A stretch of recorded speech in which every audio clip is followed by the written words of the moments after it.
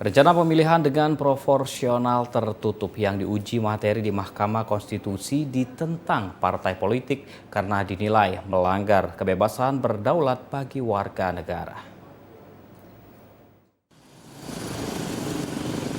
Uji materi terhadap sistem pemilihan umum dengan sistem proporsional tertutup yang gugatannya diajukan 8 fraksi DPR RI.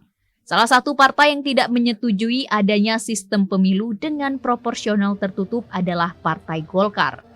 Sekjen Partai Golkar Lodewijk yang ditemui usai pembukaan Rakernis wilayah Sumatera II menanggapi, jika pemilu dilakukan dengan sistem proporsional tertutup, dapat mencederai kedaulatan rakyat dalam memilih wakil rakyatnya yang akan duduk di DPR. Partai Golkar ingin tetap kedaulatan itu ada di rakyat, bukan ditarik ke partai. Biarlah rakyat yang memilih. Itulah intinya bahwa Golkar tidak ingin kedaulatan yang sudah diberikan kepada rakyat ya kita ambil lagi ya.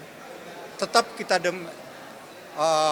mendukung dengan sistem proporsional terbuka yang selama ini sudah kita laksanakan selama 3 pemilihan umum. Itu kira-kira alasan kita kenapa kita tetap pada sistem proporsional terbuka. Sementara itu, pengamat politik Sumsel Bagindo Togar berpendapat, pemilu dengan sistem proporsional tertutup akan menyebabkan tingkat partisipasi pemilu berkurang. Mengingat sistem proporsional tertutup menyebabkan dominasi oligarki pada parpol. Sejak 2003 sampai sekarang mempergunakan proporsional terbuka dan efektif. Ingat loh, kalau sampai dipaksakan, pertaruhannya adalah partisipasi politik masyarakat. Karena masyarakat sudah terbiasa memilih partai dan memilih calon. Nah sekarang partai, jadi terjadi oligarki partai politik.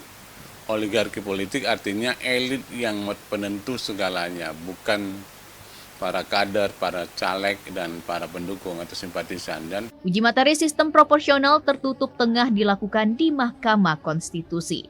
Adi Gunawan, TVRI Sumsel melaporkan.